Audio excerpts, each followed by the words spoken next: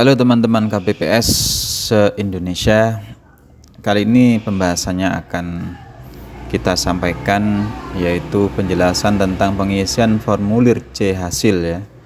Jadi setelah kita melakukan pemungutan suara, kemudian kita melakukan perhitungan suara, setelah itu kita tuangkan dalam formulir C hasil yang nantinya akan difoto menggunakan aplikasi Sirekap.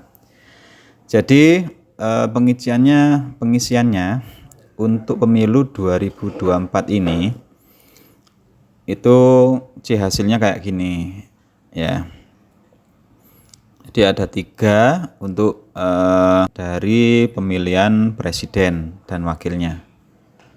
Jadi BA plenonya atau C hasilnya itu kayak gini ya guys ya. Berita acara, sertifikat, dan catatan hasil perhitungan perolehan suara di tempat pemungutan suara dalam pemilihan umum Presiden dan Wakil Presiden Republik Indonesia tahun 2024. Ya, jadi ini ya. Pada hari ini ya, ini harinya ditulis dengan huruf ya, bukan dengan angka. 14 Februari 2024. Kemudian nama provinsinya ditulis ya, provinsi Anda, tempat Anda mencoblos ataupun melakukan pemungutan suara. Kemudian kabupatennya, nama kecamatan, nama kelurahan, TPS-nya ya, dilengkap. Kemudian ini mulainya jam berapa, misalkan jam 07.03 atau jam 7 pas, jam 7.00 sampai 13.00. Kemudian perhitungan suaranya dimulai misalkan jam 13.43 sampai 15.53. Untuk data pemilih dan pengguna hak pilih, kita tulis angka digital ya. Angka digital seperti ini ya, 143 152 yang kemudian nanti kita sinkronkan dengan hasilnya 295. Ini yang cowoknya laki-laki 143, kemudian yang ceweknya 152. Jadi data ini yang laki-laki sama perempuan harus sesuai dengan jumlah keseluruhan 295 ini ya. Kemudian pada kolom B pengguna hak pilih kita tulis seperti ini ya. Jumlah pengguna hak pilih dalam daftar pemilih tetap atau DPT-nya 143, 142, 143. Hasilnya 285. Jumlah pengguna hak pilih tambahan DPTB 1 ya. 11, cewek 1, cowok 1, yang hasilnya adalah 2. Ini ya, 2 ya. Selanjutnya ada DPK. Pemilih khusus. Ya, pemilih khusus ini nyoblosnya jam 12 sampai jam 1. Kemudian totalnya, guys. Jadi ini B ini antara 143 dan 145 ini harus sesuai dengan jumlah totalnya ya, 288. Kemudian setelah itu data pengguna surat suara, jumlah harus sama. Jumlah suara yang diterima itu ada berapa? Nah, misalkan ini sama dengan suara tambahan ya, surat-surat tambahan dari 301 dikurangi 281. Jumlah surat suara yang dikembalikan, nah nanti misalkan ada yang salah coblos, itu juga ditulis nanti guys.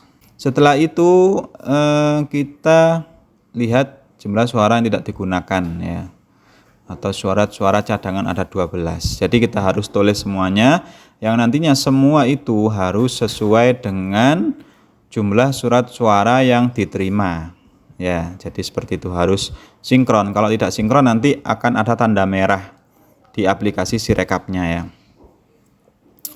Kemudian kita tulis di sini data pemilih disabilitas ya. Jadi ini ada 1, kita tulis saja ya.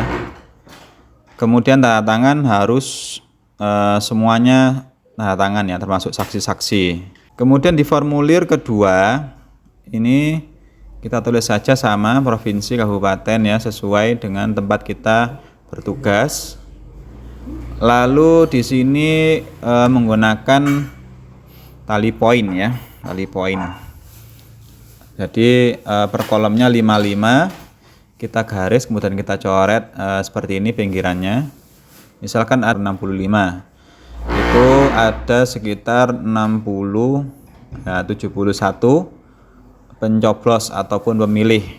Ya, kita coret pakai huruf Z, ya, kita Z-kan kolom yang tidak ada tali poinnya seperti ini ya guys ya.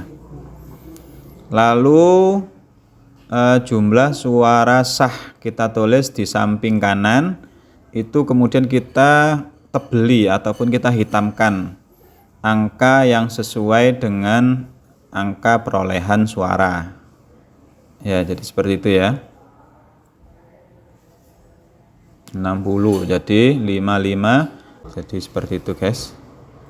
Kemudian sama ya untuk calon yang lainnya juga sama. Misalkan perolehan suaranya sama semuanya 71 dan ditulis dengan huruf di tengahnya 71. Kemudian tanda tangan jangan lupa. Kemudian ini data rincian perolehan suara calon presiden dan wakil presiden itu 71 ya.